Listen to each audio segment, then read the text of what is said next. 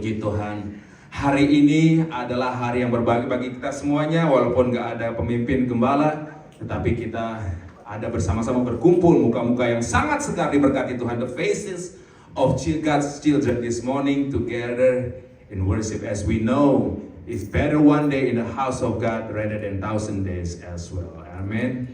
Satu hari berada di rumah Tuhan lebih baik daripada 1,000 hari di tempat lain. Puji Tuhan. Haleluya. Baik, firman yang sudah dibawakan oleh Bapak Gembala, the word that recently been spoken to the pastors in every morning and every night meetings, it is about Samuel. Bagaimana Bapak Gembala menjelaskan pelajaran akan panggilan daripada Samuel di rumah Tuhan. Di saat ia bayi dia berada di bawah ibunya untuk berada di rumah Tuhan bersama dengan Pastor Eli, Nabi Eli yang ada di dalam kisah dalam 1 Samuel, di mana Eli walaupun di tengah segala ketidakmampuannya memimpin rumah Tuhan saat itu, tetapi Samuel tetap ada bersama dalam bimbingan Eli. Dan kita tahu dalam pelajaran 1 Samuel sampai yang ke-7 yang terakhir kita belajar, until the last chapters of 1 Samuel 7, that at the end walaupun dan Samuel akhirnya bertambah tua dewasa, dan Eli, Pastor Eli bertambah gemuk dan bertambah tua. Dan kita tahu di dalam rumah tersebut terjadi banyak penyimpangan di antaranya adalah Hofni dan Pinehas, anak-anak daripada Eli tersebut. Dan mereka mulai melakukan hal yang tidak berkenan di hadapan Tuhan. Dan pada saat itulah ada peperangan terjadi bangsa Israel dengan bangsa Filistin. Ini dia next Samuel. Puji Tuhan, dan di dalam pembelajaran kita dalam kitab Samuel tersebut dikatakan bahwa pada akhirnya tabut perjanjian itu direbut bangsa Filistin dan dibawa oleh mereka, dan bangsa Israel dikalahkan. Hingga pada saatnya, di saat tersebut, anak-anak daripada Pastor Eli, kita bilang Pastor Eli saat itu, mungkin namanya bukan pastor ya, akhirnya meninggal, mati, dan tabut perjanjian diambil bangsa Filistin. Dan saudara yang terjadi, Eli pun jatuh mendengar berita kabar buruk tersebut. Eli pun jatuh dan dia patah lehernya dan mati. Dan ada satu hal lagi yang dalam cerita tersebut yang bisa kita mungkin gak banyak orang tahu, bahwa ada anak mantu daripada Eli yang sedang mengandung saat itu. Dan anak yang lahir setelah diberitakan bahwa suami kamu meninggal, itu mati di peperangan. Lantas anak itu dinamakan oleh ibu tersebut Ikabod. Ada yang masih ingat nama Ikabod itu? Arti daripada kata Ikabod adalah Tuhan sudah meninggalkan bangsa Israel.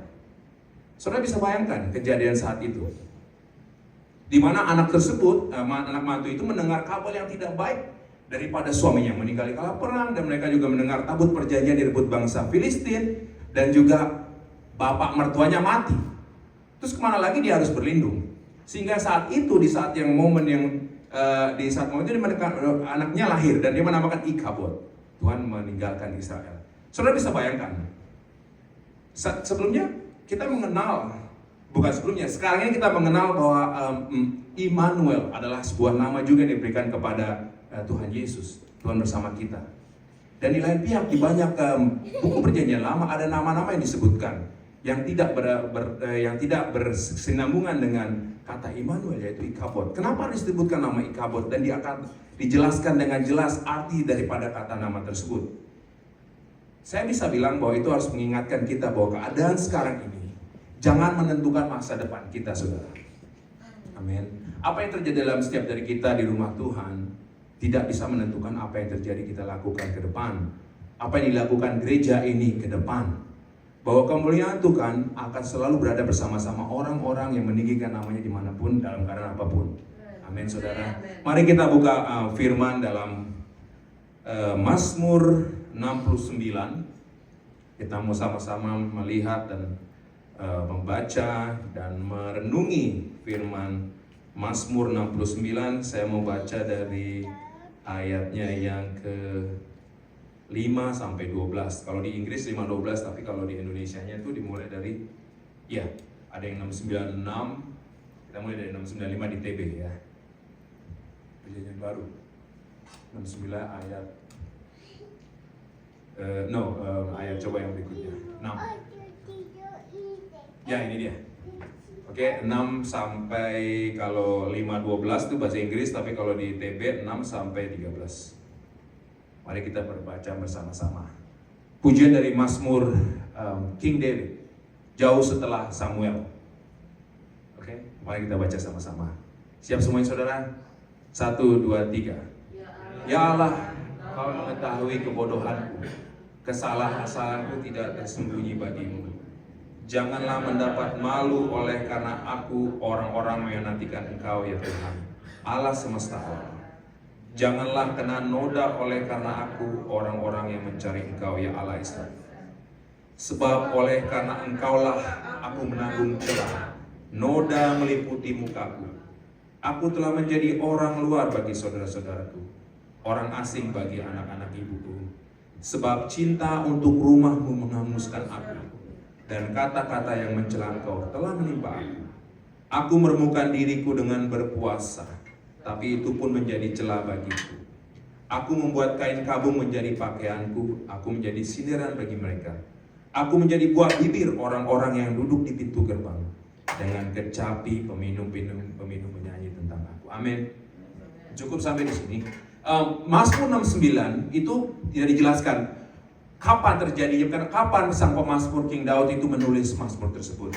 Tetapi kita di sini tahu bahwa dia berada di dalam di perikopnya di dalam kesesakan, sedang berada dalam kesesakan. Kita tahu dari Samuel itu, setelah Samuel, maka dimulailah zaman Samuel Nabi. Setelah dia menjadi Nabi, maka dimulailah zaman raja-raja. Setelah King Samuel, Second Samuel, mulai the Kings, the story of the Kings. Dimulai saat itu bangsa Israel berkeluh kesah. Kenapa kita nggak mempunyai seorang raja? Mari kita mengangkat seorang raja. Maka Nabi Samuel pun bertanya kepada Tuhan. Maka ditunjuklah raja. Siapa saudara? Pertama? Raja Saul. Di situ kita tahu bahwa Saul bisa mengalahkan beribu-ribu orang. Tetapi ada satu raja yang lebih hebat daripada Raja Saul, yaitu adalah Raja Daud. Saudara, kita sudah tahu semuanya bahwa Daud itu adalah hatinya Tuhan, pilihan Tuhan. Tetapi kita juga tahu bahwa Daud itu dalam kehidupannya tidak sempurna. Walaupun masa-masa mudanya kita tidak dijelaskan bahwa dia membuat juga berbagai macam mazmur, bahwa dia pandai bermain kecapi. Saya yakin juga selain bermain kecapi, dia juga pandai bermazmur dan memuji-muji Tuhan dengan nada-nada yang indah. Sudah pasti percaya ya, kalau seorang pemusik itu mostly bisa nyanyi. Apalagi dia sudah menulis lagi mazmur. Dan itu menjadi lagu-lagu pujian saat dia masih menjadi seorang gembala, gembala domba. Dan hal itu terdengar oleh Raja Saul. Maka sudah waktunya Tuhan. Dan sebelum Saul mengetahui bahwa orang ini adalah orang yang diurapi, tetapi Samuel sebagai nabi yang sudah diurapi Tuhan, sudah mengurapi Raja Daud menjadi raja bagi bangsa Israel selagi Raja Saul menjabat sebagai seorang raja. Tapi kita tahu saat Saul menjadi raja, di saat Daud yang sudah diurapi di rumahnya, yang dia menjadi saksi adalah saudara dan bapaknya, ternyata Saul itu sudah mulai menjauhi Tuhan. Dia mulai melakukan hal-hal yang tidak berkenan di hadapan Tuhan. Ada satu pelajaran yang bisa kita pelajari di dalam keadaan kita sekarang ini, saudara. Beberapa dari kita adalah, mostly kita sudah diurapi menjadi seorang pelayan-pelayan Tuhan ya. Tetapi bukan suatu hal yang harus ditutupi bahwa kita juga masih melakukan banyak hal kesalahan dalam hidupnya. Terutama saya juga. Saya bisa mengakui saya banyak melakukan kesalahan. Walaupun saudara tahu bahwa saya sudah melayani di altar ini. Saya sudah ditunjuk kadang-kadang membawa saat Pak Gembala tidak ada, saya disuruh membawa firman Tuhan. Puji Tuhan, bukan suatu karena kuat dan gagah saya saudara, tetapi saya rasa itu adalah sebuah anugerah yang harus saya pikul tanggung jawab tersebut dengan baik. Dan kita lihat pelajaran bahwa King David di saat-saat penulisan Mazmur 5:12 ini dia berkata, "Oh God," ini bahasa Inggrisnya ya. "Oh God, you know my foolishness." You know how King David foolishness? Banyaklah dosa-dosa yang kita bisa lihat dalam kerajaan Daud, dalam Raja Daud. Dosa yang paling utama ya dia mulai ngarang-ngarang cerita bohong, saudara, untuk mendapatkan sesuatu yang keinginannya banget. You know that right story. Suruh Jenderal Uria disuruh, itu perang aja di paling depan, taruh paling depan biar dia mati. Plot against his own general. Dia membuat suatu perencanaan yang sangat buruk. Itu suatu foolishness di mata Tuhan. Kenapa? Lu udah punya banyak concubine ya. Sebagai seorang raja dia sudah banyak, bukan permaisuri, apa namanya concubine itu bahasa Indonesianya? Selir, sudah banyak selir. Kenapa juga dia harus ngambil istri seorang jenderal? Jenderal tangan kanannya dia. Ya, Uria itu seorang jenderal yang hebat. Banyak diceritakan tentang Uria dalam sejarah bangsa Israel. Tetapi dia menyuruh dia ditaruh di paling depan untuk mati duluan. It's a foolishness. Amin, saudara. Banyak yang bodoh juga yang kita lakukan ya. Terus di saat ini, di saat pembacaan perenungan Mazmur 69, kita bisa melihat bahwa dalam setiap kebodohan kita, kita harus balik kepada Tuhan. Amin. Amin, saudara.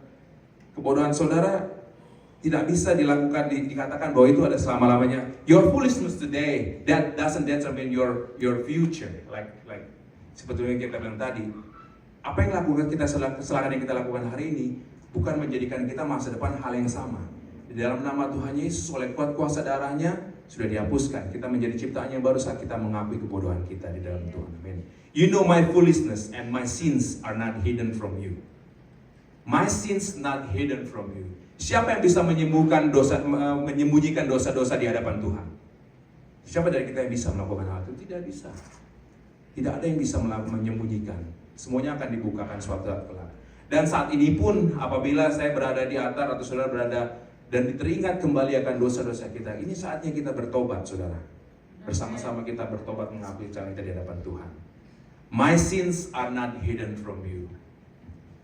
Talk about Jesus. When we say, and the psalm says, my sins not hidden from you. Saudara, apa yang Yesus dapatkan saat ia sebelum di kayu salib, juga saat kita sudah tahu bahwa Tuhan Yesus sudah melakukan banyak hal sebelum di kayu salib, tetapi tetap dia harus menanggung setiap dosa-dosa kita di kayu salib. Ya, dia tidak mau menyembunyikan dosa-dosa kita. Dia publicly says that I will carry your sins on the cross. Aku akan bawa setiap dosa-dosa engkau, jemaatku, umat pilihanku di dalam kayu salib. Isn't it great? Bukan suatu yang baik? Hebat, great, accomplished, sins not hidden. Dalam Yesus, dosa-dosa kita sudah dimenangkan. Amin. Let not those who seek you be confronted because of me. Dia itu, King David di ayat setelahnya dikatakan, janganlah mendapat malu oleh karena aku orang-orang yang menantikan Engkau ya Tuhan Allah semesta alam. Saudara, kadang-kadang dalam berkeluarga itu saudara kita, saya pun, apapun kesalahan saya kadang-kadang itu, saya takut kalau nama marga saya itu menjadi cemooh banyak orang. Kita di adat suku Karo itu, marga itu sangat ini banget, crucial. Nama saya Bangun keluarga saya. Tapi kalau saya melakukan banyak hal, kalau saya hidup di sana ya, di dalam kelompok saya di Jakarta mostly, itu kalau saya melakukan nama Bangun sampai itu, yang nama marga Bangun itu dapat cemooh saudara di dalam pertemuan-pertemuan adat kami. Dan Mazmur Daud dikatakan, dia mengakui kepada Tuhan, memohon kepada Tuhan supaya biarlah dosa saya, marga Bangun, jangan sampai menjadi cemooh bagi bangsa lain, bagi marga kelompok saya yang lain.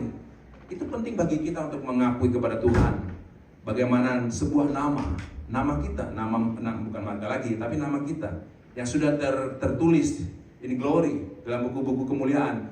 Saat ini ya, walaupun saya nggak ada di kelompok bangsa suku adat saya, tapi saya mempunyai anak, Caroline Bangun sama Inti Sarah Bangun. Kita mau supaya kita sama-sama berdoa dalam setiap kesalahan-kesalahan kita, dosa-dosa kita. Biarlah kita berdoa, biarlah dosa itu tidak turun kepada keturunan kita, kepada anak, menjadi cemooh banyak orang. No. Aku orang-orang yang menantikan Kau ya Tuhan, Allah semesta alam. Orang-orang yang mencari Kau. Kita mau dan kita ingin anak-anak kita juga mau menjadi orang-orang yang mencari Tuhan di masa depan kelak.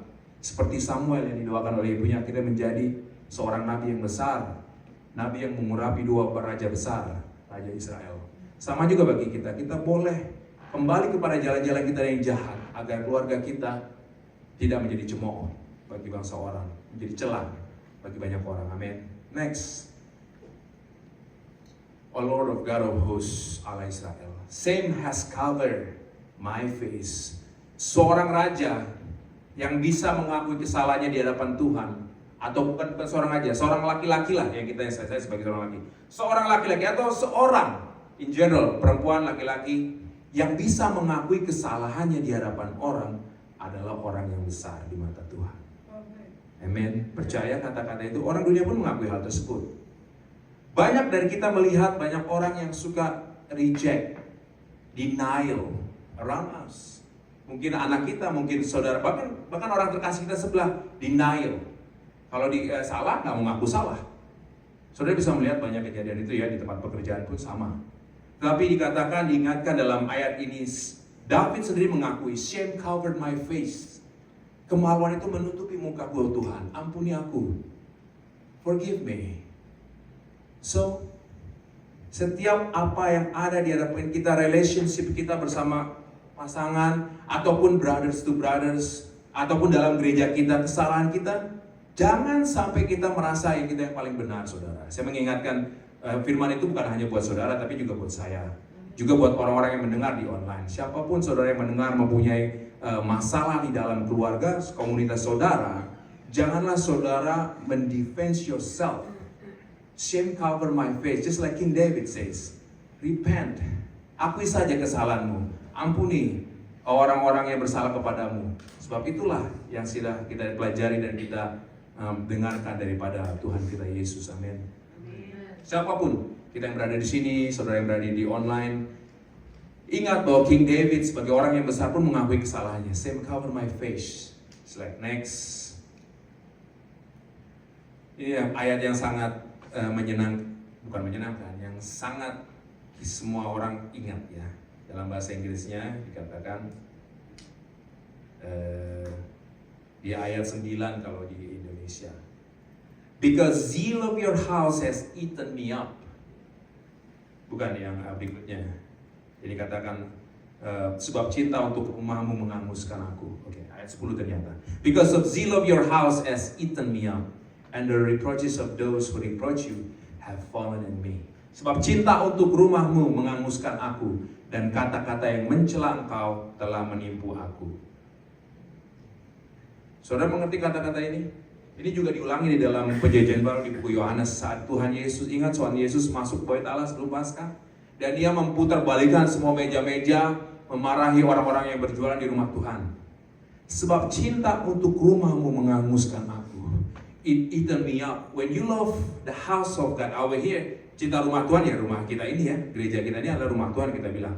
Memang sudah diakui bahwa gereja itu adalah rumah Tuhan, di mana Tuhan bersemayam lewat puji-pujian, dan setiap pertemuan kudus kita tempat ini, dia bertahta di atas pujian. Ini adalah rumah Tuhan. Kalau saudara mencintai rumah Tuhan, rumah ini, atau saudara pun mencintai rumah saudara aja deh, apa tempat tinggal Anda, mau dihancurin sama orang, apa yang saudara lakukan? You gotta defend yourself. Bukan artinya kamu menjadi orang yang paling benar, defense. No, defense meaning from the attack of the arrow, panah-panah iblis, saudara. Kita sebagai jemaat Tuhan ini, kita sudah di dalam Tuhan, kita adalah saudara, brothers in Christ, sister in Christ. So if there is someone try to attack the house of God, what you do? You defend your brothers. Engkau melindungi saudaramu. Dan firman Tuhan dikatakan juga bahwa setiap kesalahan saudara-saudara kamu sudah ampuni, sudah tidak dibesar-besarkan lagi. Tapi apa yang sudah lakukan selanjutnya kalau ada seperti ini? Sebab cinta untuk rumah Tuhan di Winston-Salem ini bisa menghanguskan saudara semuanya, saudara. Harus katanya. Itu kan Yesus sendiri bilang, menghanguskan aku. Dia kutip lagi kata-kata firman dari Mazmur ini, menghanguskan aku. Saudara harus bisa dihanguskan kalau saudara mencintai rumah ini, gereja ini. Caranya gimana? Someone try to attack you, say that, gereja saudara apa, nggak ada apa-apanya. Apa yang saudara lakukan? Diam aja. Tapi juga jangan bersilat lidah, saudara. Orang-orang kayak gitu nggak bakalan menang, saudara. Saudara mau bersilat lidah, kalah. Karena iblis tipu dayanya lebih dahsyat. Sebaiknya tunjukkanlah cinta akan Tuhan dengan menunjukkan kepada mereka yang mencoba menghancurkan rumah Tuhan, dengan mencintai lebih, dengan berkumpul bersama, kita bershare. Itu makanan ada soto, saudara. Masak yang enak. Because you love the house of God, you do your best to make this house is happening.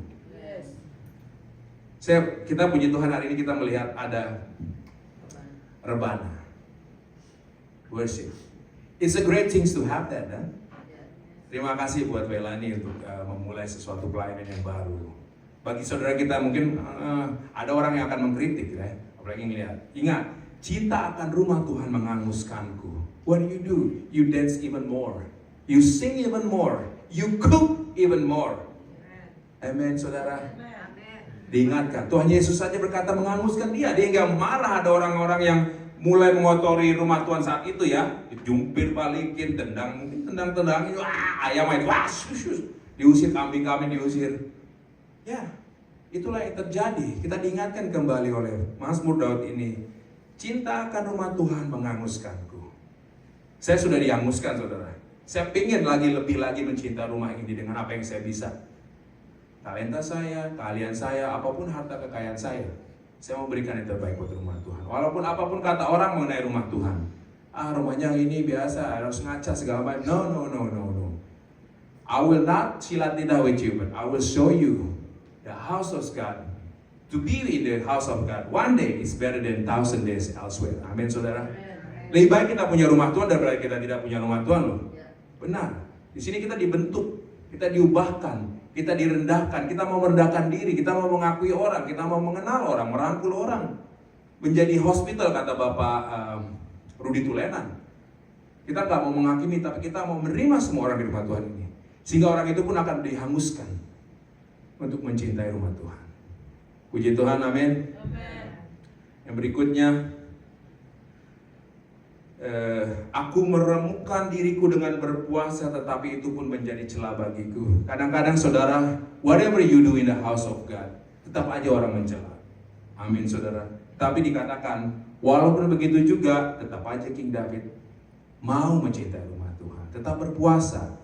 Kita mungkin ada beberapa dari kita yang rajin berpuasa ataupun tidak, tetapi tetap kita diingatkan berpuasa. Ada lagi satu lagi yang gabungan berpuasa, yaitu adalah berdoa.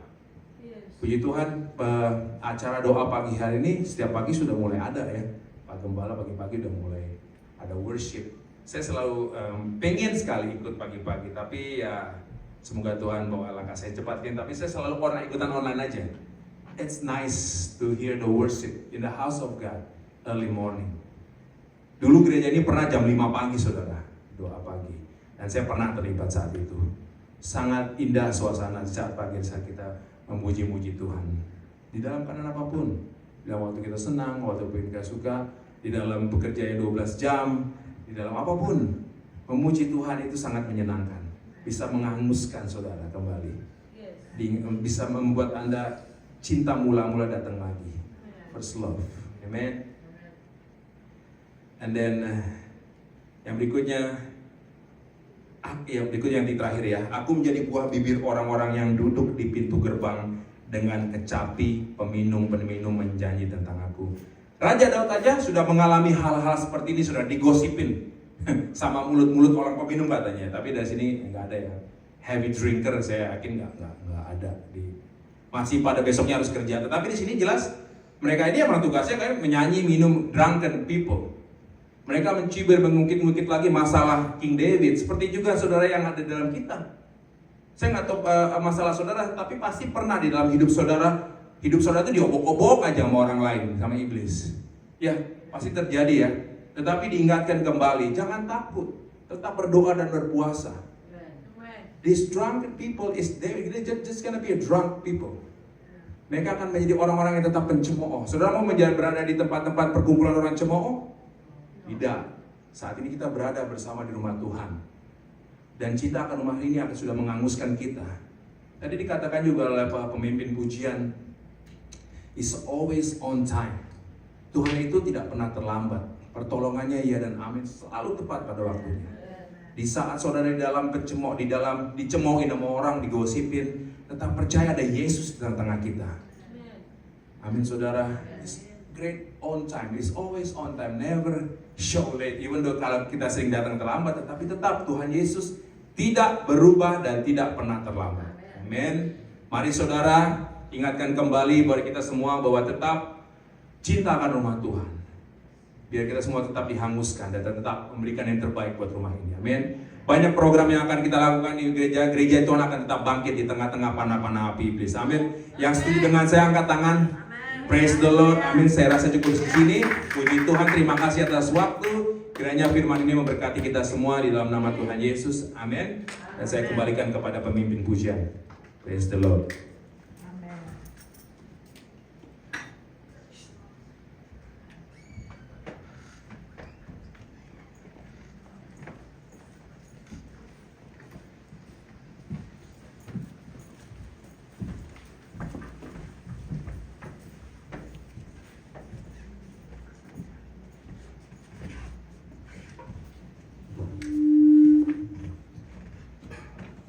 Amin. Amin, saudara. Haleluya. Firman Tuhan yang singkat tapi menegur kita untuk terus ada dalam rumah Tuhan, untuk memberikan yang terbaik untuk Tuhan, baik waktu, tenaga, pikiran, semuanya kita tertuju pada Tuhan. Amin. Kita berdoa. Ibu Iva memimpin doa untuk firman dan persembahan. Mari kita berdoa. Tuhan Yesus, terima kasih banyak Tuhan. Pagi ini kami masih boleh Tuhan menikmati firman-Mu. Kami sudah diberkati Tuhan lewat firman-Mu yang begitu indah Tuhan Yesus. Kami percaya Engkau tidak pernah meninggalkan kami Tuhan Yesus.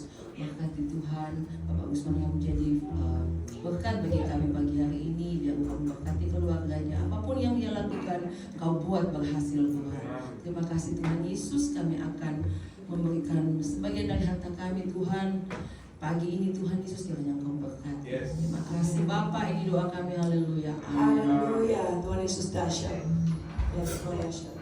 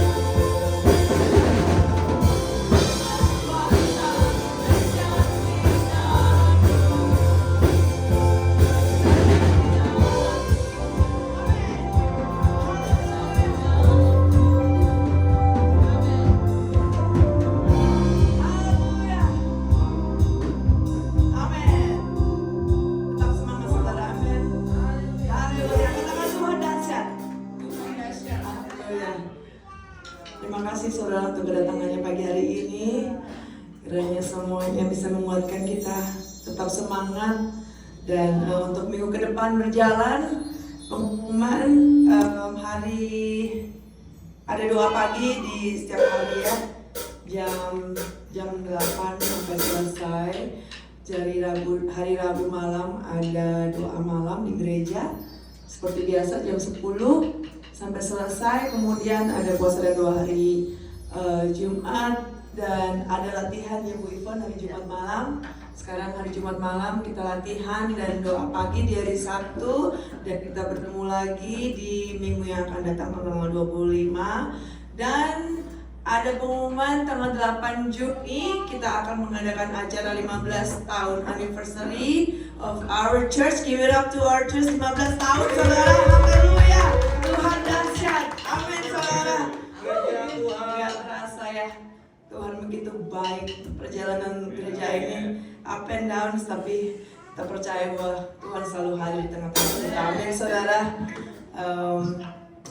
Nanti mungkin ada tambahan dari Ibu Gembala untuk pengumuman. Kami persilakan.